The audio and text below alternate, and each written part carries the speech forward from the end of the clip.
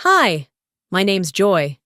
At my sister's wedding, the one I helped pay for, they had me watching strangers' dogs in the lobby. No seat at the table, no thank you, not even my name in the program. Then I found out they used my signature to take credit for the entire catering contract. I didn't yell, I didn't cry, I just canceled everything. But here's what no one asked. What kind of family edits you out of their story while still spending your money? And what happens when the quiet one finally says no? I pulled up to the venue a few minutes past 3. The heat hadn't quite broken yet, and the Georgia air clung to my skin like a second layer. Spanish moss draped the iron gates like it was performing for a postcard. The estate was beautiful, grand, elegant, exactly the kind of place my sister had always dreamed of. It looked like it belonged to a magazine spread, not a family like ours. No one greeted me when I stepped out of my rental. No valet, no clipboard, not even a glance from the staff. I wasn't expecting a red carpet, but when you footed 70% of the catering bill, you'd think someone would remember your name, or at least offer a glass of water.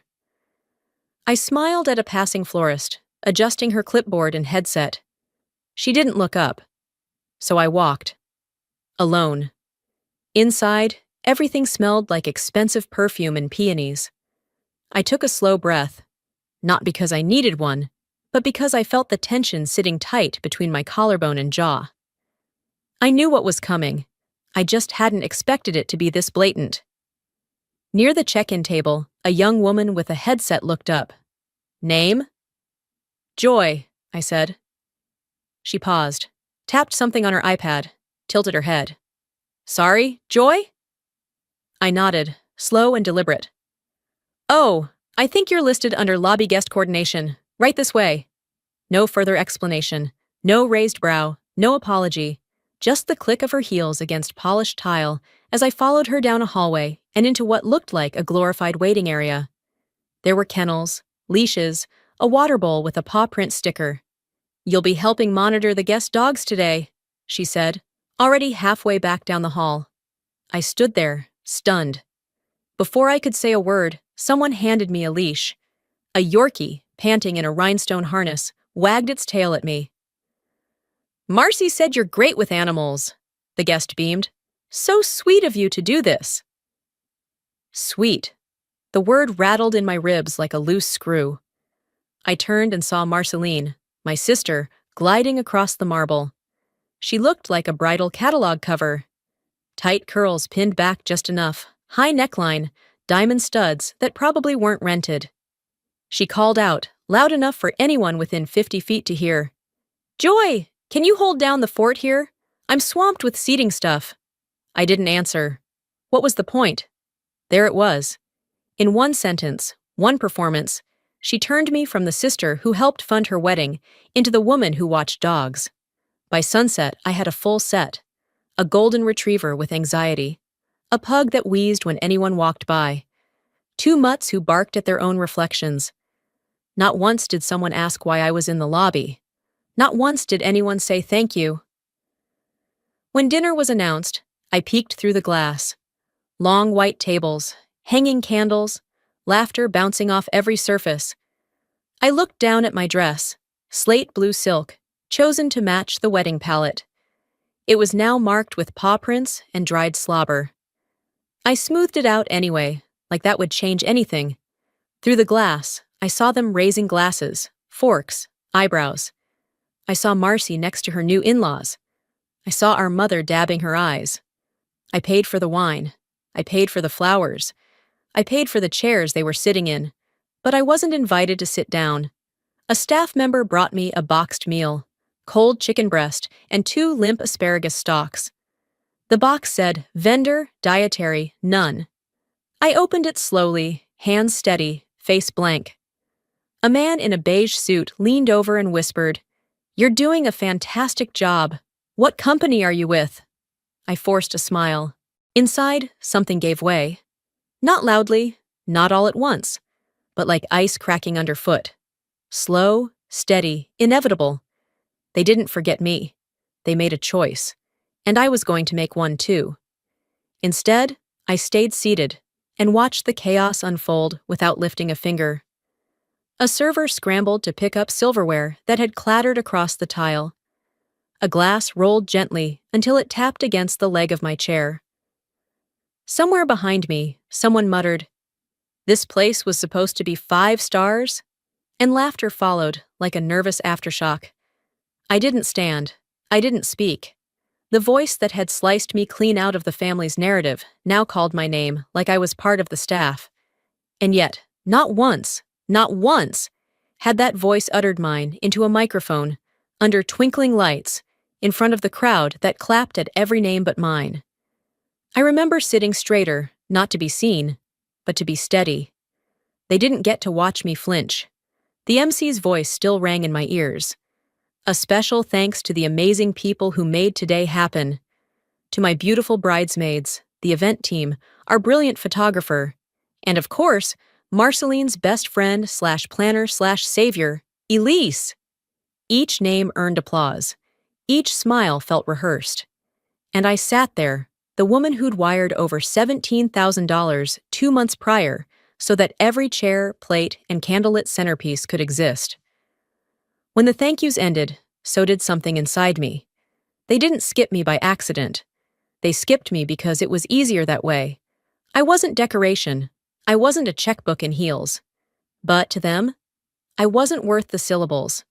Later, someone from the catering staff handed me a second box. This one marked "Staff, no allergies." She looked confused, even embarrassed, and said, "Sorry, the kitchen had extras. They assumed you were with the crew. Want it?" I didn't correct her. I just nodded and took it. There was no place to sit near the ballroom that didn't feel like I was trespassing. So I walked to the far side of the venue, past the floral arch and fake smile photo shoots, until I found a stone bench half hidden behind a row of hedges. I peeled open the box. Dry bread, iceberg lettuce drowning in dressing, and a chicken breast that tasted like obligation. As I picked at it, I could hear the band starting up inside. Laughter carried on the breeze. I chewed slower, thought harder. The most expensive thing I ever bought was a place at the table. And they still told the story like I never showed up.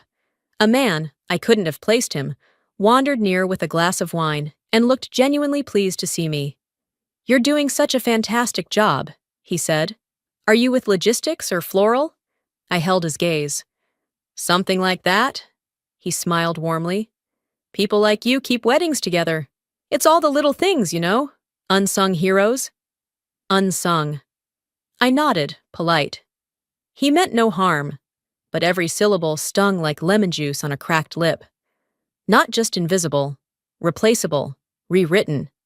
I thought of the Google Doc I'd helped build for Marcy's seating chart, the spreadsheets I cleaned up for her RSVP tracker, the late-night call when she asked me to reformat her welcome speech because your tone is more professional.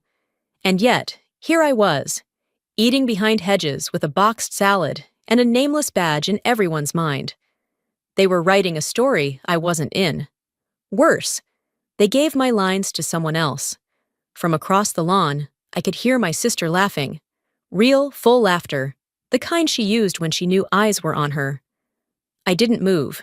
I didn't raise my voice or stomp or cry. I calculated.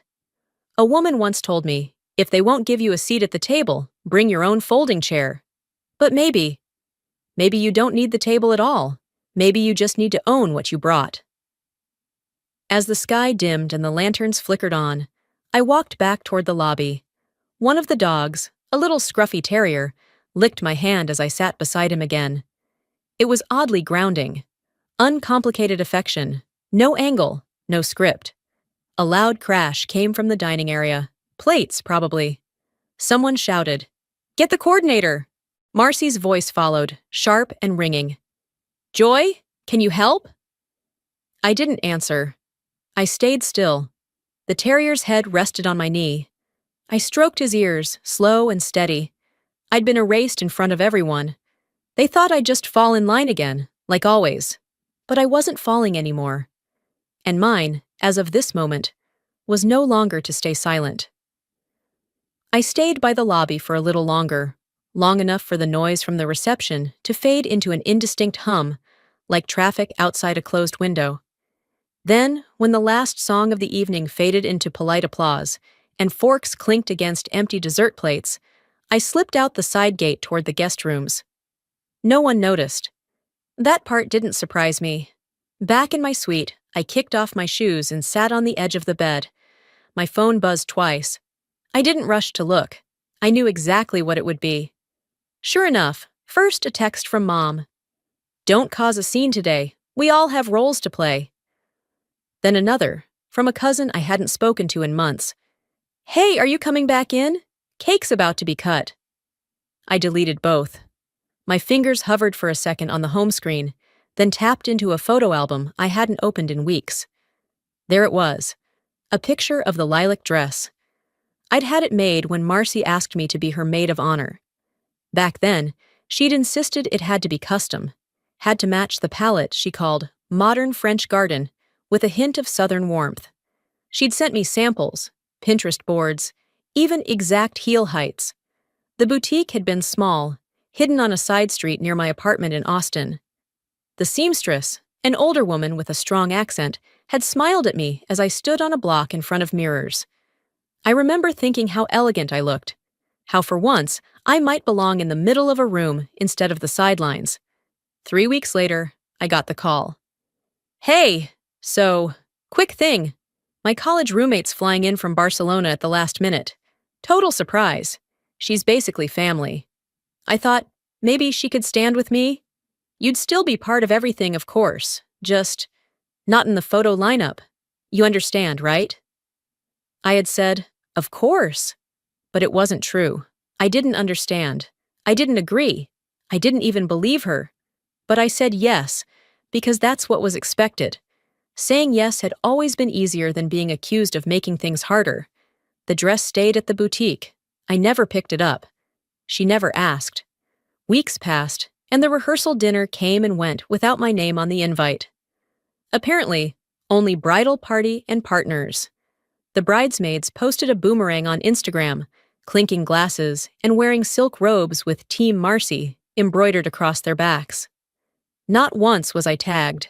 A few days before the wedding, I'd helped set up Zoom for our elderly aunt, who couldn't travel.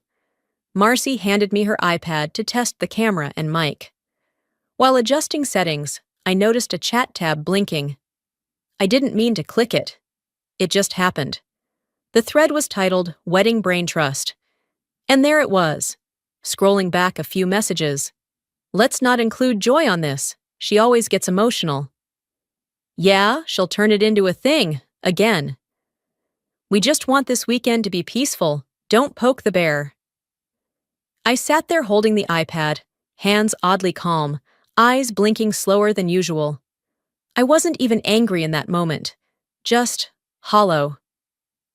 That thread confirmed what I hadn't let myself name for years. I wasn't the complicated one. I wasn't a problem. I was simply inconvenient to their narrative.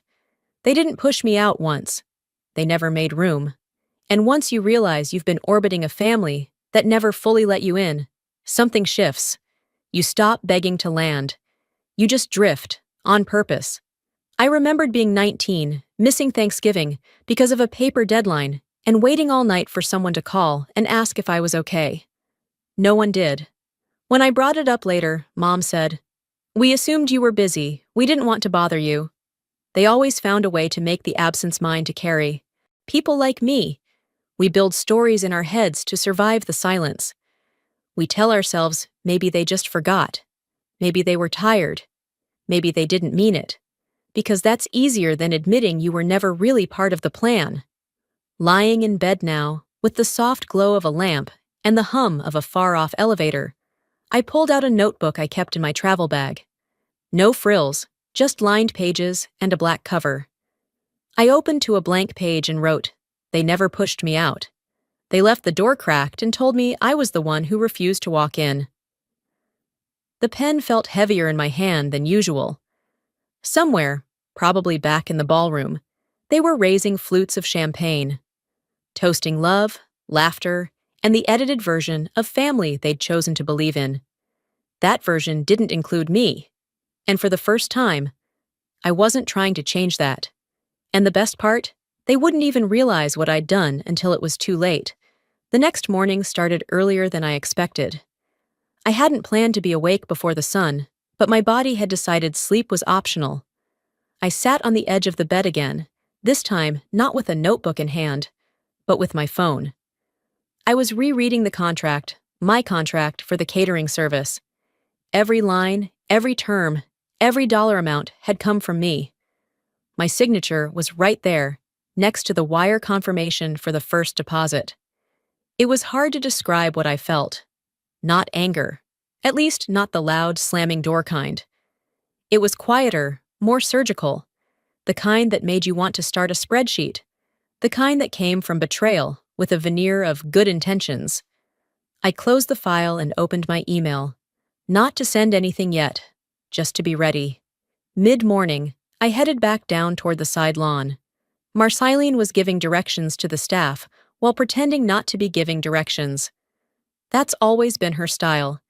Managing people like a hostess, smiling as she orders them around.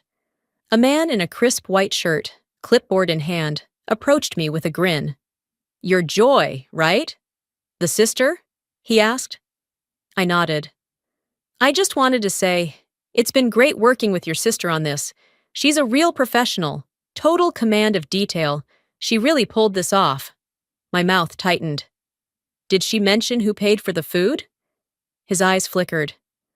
"Oh, well, the contract's under her name now. She sent us an updated authorization last month, full control passed to her team." He meant it casually. He didn't know what he was saying. But I did. She had erased me, paperwork and all. The girl who used to ask me to write her college essays had now put her name over mine. Literally. I managed a smile. "Thanks for letting me know." Walking away, I spotted two of the bridesmaids chatting by the mimosa bar. I hadn't seen them since the rehearsal I was never invited to. As I passed, I heard one of them say, "We'll just keep the brunch menu light. Elise already handled the guest count. Joy's not in the dock anyway." No whisper, no hesitation, just spoken plainly, like I wasn't there. And I didn't even bother to respond. I'd heard enough. "We thought you knew, and it wasn't personal, over the years, to know they only say that when they get caught." Back in the main house, I sat in one of the hallway nooks where the Wi-Fi was strongest. My fingers moved without hesitation. I opened a text thread with Marceline. "You took credit for the catering I paid for. I'm giving you 24 hours to correct that in your speech tonight." I watched the screen. The typing dots showed up quickly. Her reply. "It's not about credit. Don't ruin this weekend over something so small." So small. Right. The next few minutes passed in a kind of cold clarity. I didn't reply. I didn't need to. That text told me everything. She hadn't slipped. She hadn't forgotten. She made a choice. And now, so would I. I closed the thread, leaned back, and opened the contract file again, scrolling to the clause on non-disclosure, on breach of agreement, on primary authority. I highlighted 3 lines and copied them into a new draft. I knew exactly what I was going to do. And it wasn't about vengeance. It was about math. I had made a transaction. They had defaulted. As I was finishing, my phone vibrated again. Another message. This one from my mother. "Let's keep peace, okay? You're family. No need for drama." Drama. That word again. The favorite label of people who hurt you quietly and then ask you to bleed quietly too. I stared at the screen for a long moment, then placed the phone face down on the side table. I opened my laptop. The email to the catering company was still in draft. All that remained was to attach the proof, sign, and send. If they wouldn't give me my name, then they'd lose the benefit of it. And this time, I wasn't going to stay quiet while they dined on my generosity. The ballroom was already buzzing by the time I arrived. String lights flickered overhead, casting a glow that made everyone look a little more polished than they really were. Waiters weaved between tables like chess pieces, balancing trays of hors d'oeuvres. Marceline stood in the center of it all, laughing a little too loud at something someone said. her champagne flute perfectly tilted in one hand. I was told I'd get to speak before the toasts. Just 1 minute, her exact words. A little thank you from you would mean a lot, she'd texted earlier that morning. But as I hovered near the small stage, I felt the shift in energy. The MC grinned wide, lifted his mic, and announced, "Let's raise our glasses to love, laughter, and a lifetime of memories. That concludes our speeches. Please enjoy your meal." Applause, music, forks hitting china. No mention of me. Again. I didn't flinch. I didn't even blink. I simply stepped back into the crowd, unseen as usual, and let them sip on the wine I paid for. 15 minutes later, I found a quiet spot outside the venue's side garden and dialed the catering office. I needed confirmation. Something in my gut already knew, but I wanted to hear it out loud. The assistant on the other end, a young guy with a professional tone and poor timing, said cheerfully, "Hi, Joy. Let me just pull up the account here. Oh, looks like there was a name transfer. A Marceline Garrow submitted an amended authorization. It shows she's the main point of contact now. That was updated 2 weeks ago." My chest didn't tighten. My breath didn't stutter. I just nodded to myself. "Can you check the authorization signature?" I asked. Yeah. Looks digital. Matches the original file. Signed, Joy Garrow." They'd used my e-signature. I ended the call politely. Then I sat on a low stone wall in the garden, right beneath a patch of fairy lights, and looked down at my hands. She didn't just want credit. She wanted ownership. She didn't just forget me. She removed me. That kind of erasure isn't accidental. It's curated. 10 minutes later, I found her behind the tent, taking selfies with 2 of her bridesmaids. I waited for them to step away before I approached. She didn't even seem surprised to see me. "You look tired," she said, not kindly, just observational, like she was checking off a box. "You changed the billing," I said, "and you cut me from the program." Her eyes rolled. Actually rolled. "Joy, it's a wedding, not a court deposition. Don't start." "I'm not starting anything," I said evenly. "I'm finishing it." She let out a laugh, dry, mocking. "Come on, you're really gonna make a thing out of this?" "This isn't a thing," I said. "It's theft, and I have every record to prove it. I gave you the opportunity to make it right, quietly. You chose not to." She folded her arms. "It's not that deep. You're making it dramatic." I stepped closer, not aggressive, just close enough that she'd feel the difference between me and the version of me she thought still existed. "This isn't drama. This is documentation." Her lips parted slightly, but no words came out. For once, she looked unsure. Then one of her bridesmaids called her name, and like flipping a switch, she pasted on a smile and walked away, arm in arm with someone who thought she was lovely. Back inside the reception, people were laughing, music was climbing toward its crescendo, and the smell of garlic and rosemary filled the air. I sat down at an empty corner table and opened my phone. The contract file blinked up at me like an old friend. My name was still there, legal, dated, undeniable. In a separate email draft, I attached the original agreement, the payment receipts, and the email trail that traced every decision back to me. Subject line, Notice of Service Withdrawal. Immediate. I paused for one breath, then hit send. Let them enjoy the first course. It would be their last with my name attached. And when the silence hit their pockets, suddenly my voice mattered. The next course didn't arrive on time. At first, it was subtle. A few guests looked around, wondering why the carving station sat unmanned. Then whispers started floating from table to table. "Where's the staff? Did someone forget the pasta?" One woman flagged down a passing server and asked about the missing entree options. He smiled awkwardly, then disappeared into the kitchen. I kept my seat, eyes forward, lips pressed. Then came the moment I'd anticipated. Right on cue. Across the room, Marceline stood near the head table, adjusting her veil and laughing a little louder than necessary. But her smile faltered when she noticed the confused expressions rippling through the guests. A man, likely the father of the groom, turned to her with a raised brow. "What's going on with the food? The service just stopped." She blinked, then looked around. I saw it then, her realizing something was off. But she didn't connect the dots yet. Instead, she responded with a tone that carried farther than she thought. "Joy had one thing to manage. Honestly, I should have handled it myself." Heads turned. My name hung in the air like humidity before a storm. The silence that followed didn't last long. Someone near the back table gave a light chuckle. Others just looked at me, some puzzled, some curious. I didn't flinch. It wasn't just the public blame that stung. It was the casual way she tossed it, as if my only value was the job she'd reassigned me. As if my existence in this entire event was tied to one obligation, and failing, that meant I failed entirely. But I didn't respond. Not yet. Instead, I stood and slipped out through the nearest side door, heels muted against the stone pathway as I made my way to the garden. The air outside felt thicker, but at least it wasn't full of manufactured smiles and champagne breath. Once out of sight, I pulled out my phone. No trembling hands, no shallow breathing, just the steady rhythm of consequence. I opened my inbox, found the catering contact labeled Operations, and began to type.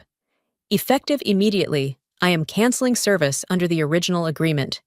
Your team is not liable for any additional events beyond the reception dinner. Final payment will not be processed."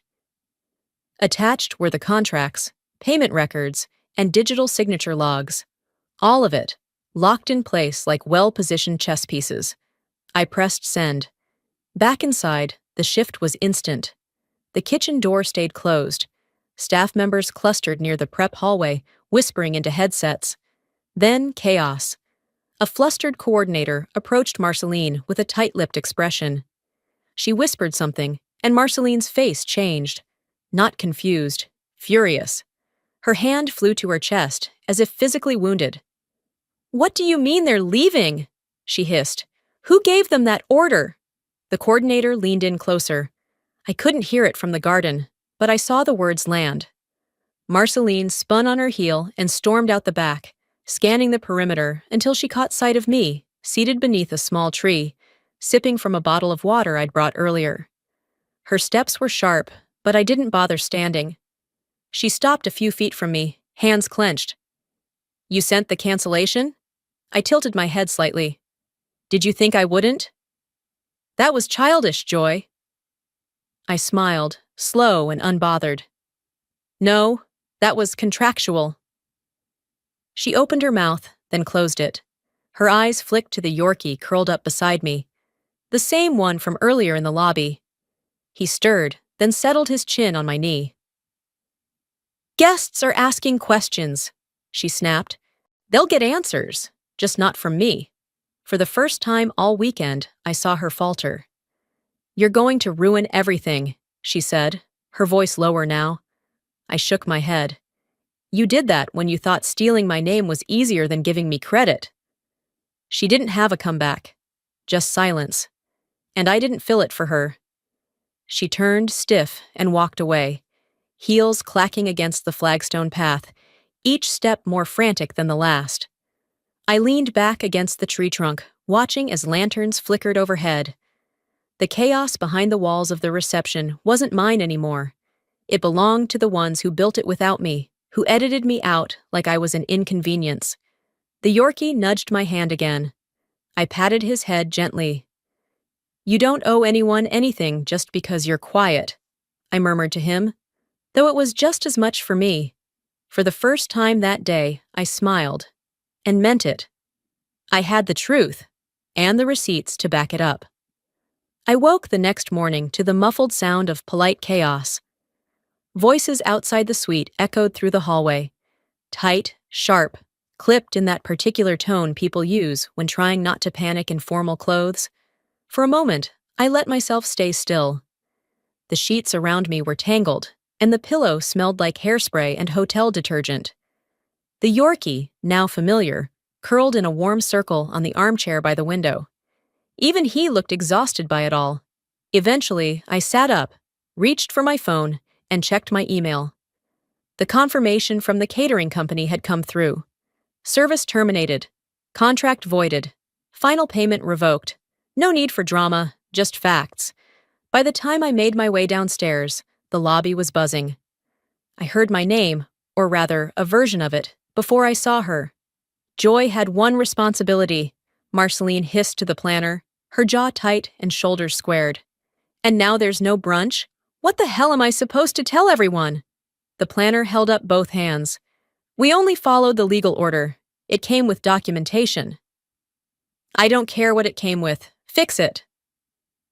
Her words stabbed the air with the same elegance as her French manicure. But the food never arrived, not a single plate. The courtyard had been set beautifully. White linen cloths, mason jars of wildflowers, monogrammed menus with "Love is served," embossed in gold. Only there was no food to match the message.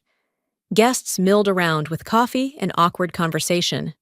One couple had clearly just realized their flight wouldn't wait forever.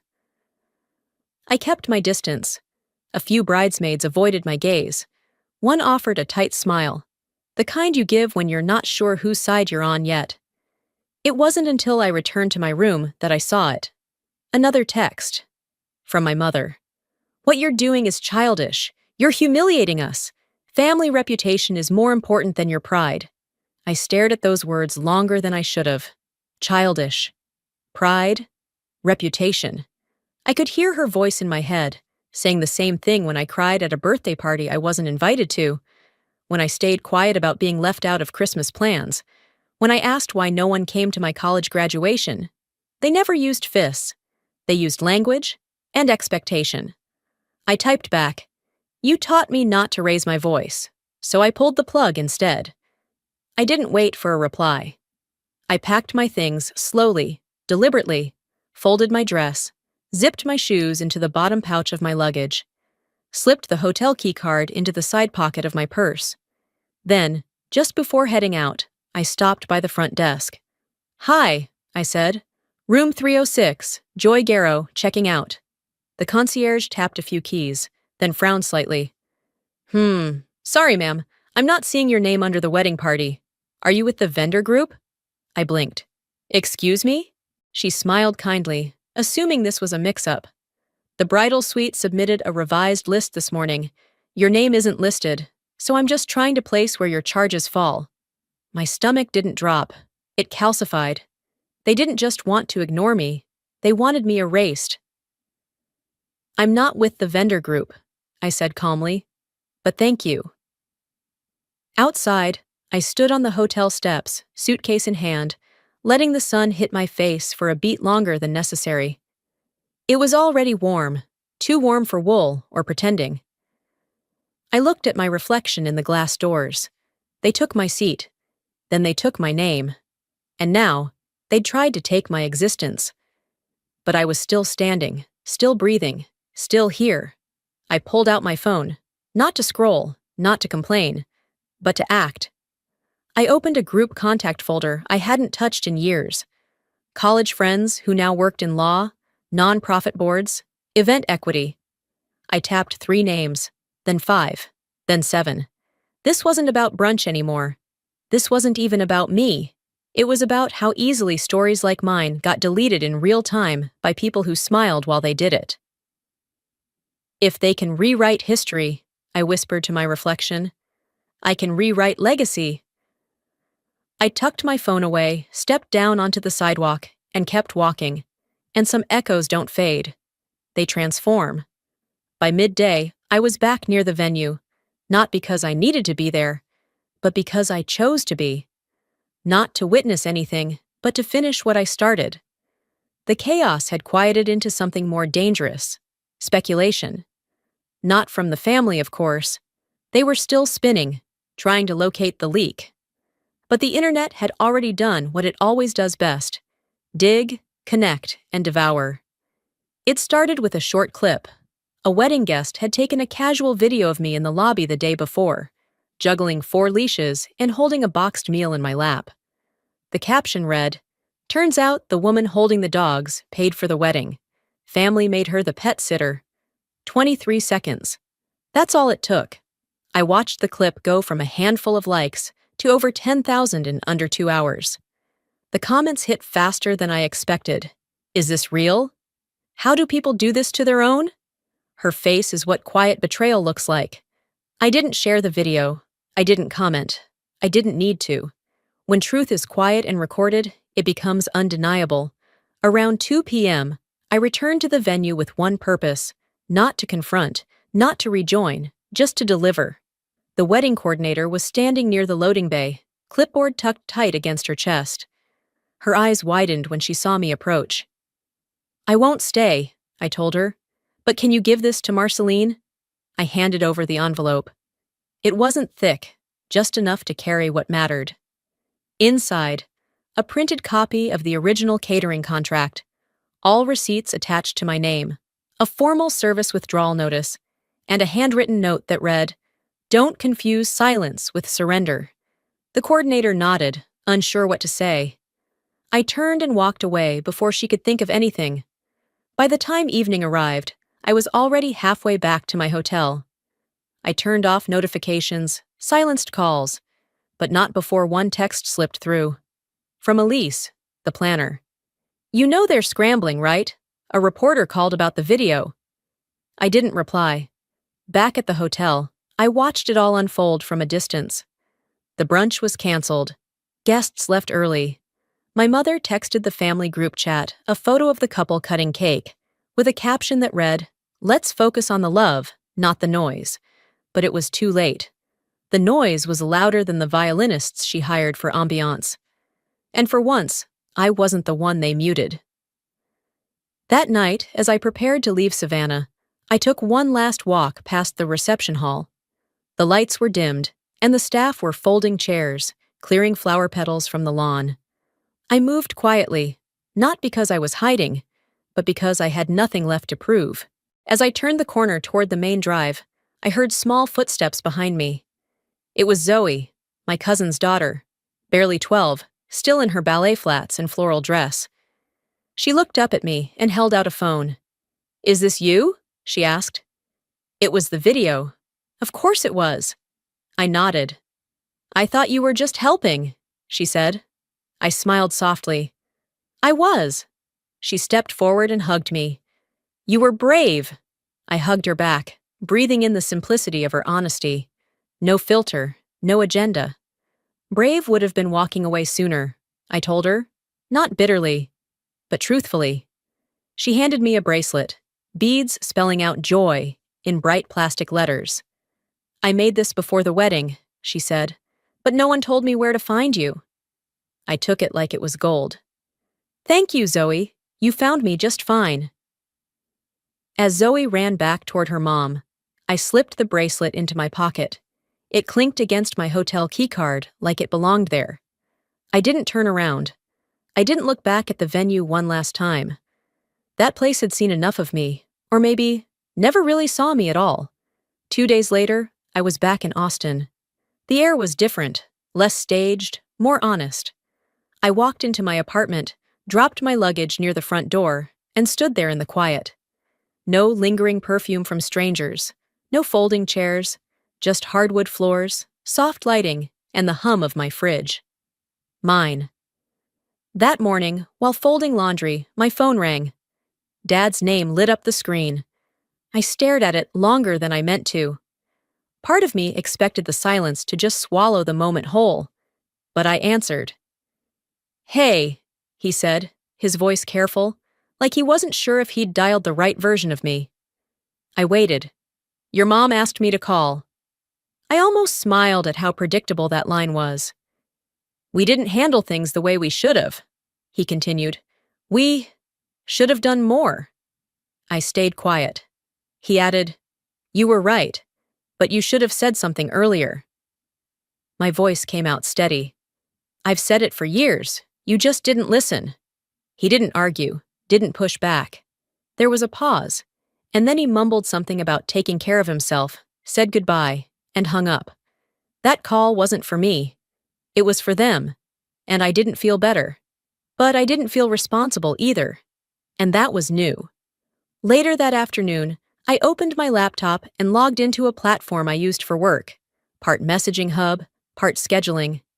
I needed something normal, something that wasn't tied to flower arrangements or name tags. While waiting for files to sync, I scrolled through social media just out of habit. And that's when I saw it. Family, wedding weekend. That was the caption, posted by Marceline. Same photo style as always, white vignette filter, curated smiles. Mom, dad, the new in-laws, bridesmaids. Even the Yorkie was there. Except me. At first glance, it looked like I'd just stepped out of frame. But then I saw the shoulder seam. Mine. Cropped. Clean. Intentional. I didn't zoom in. I didn't save it. I didn't send it to anyone. Instead, I powered off the phone and placed it upside down on the counter. They could crop me from pictures, but not from memory. Not from facts. And certainly not from the truth I now owned in full. The next morning, I sat by my desk, cleaning out my inbox. I deleted over 200 unread wedding emails, vendor quotes, music preferences, seating charts. It felt like erasing chalk from a board that no one else had ever written on. A friend called during my second coffee. "You didn't leak the video to press, right?" she asked, her voice part curious, part admiring. "No," I said gently. "Didn't need to." There was a pause and she laughed. "Classy." My coworker popped her head into the room. 10 minutes to pitch. "Got it," I said. I stood, smoothed my shirt, checked my lipstick in the darkened laptop screen, and grabbed my notes. I belonged here. After the call, with the meeting wrapped and my adrenaline finally settling, I opened a journal app I hadn't touched in months. There it was. An unsent letter. Addressed to Marceline. I clicked it open. "You erased me, but I won't spend my life trying to write myself back in." I hovered over the delete button, then clicked it. She didn't deserve the weight of my words, not anymore. Maybe she never did. I stood, walked to the window, and opened it. The wind outside smelled like jasmine and something warmer, like relief. I wasn't healed, not entirely, but I was whole, and that was enough. I was never too sensitive. I was just too silent, until silence became my strongest voice.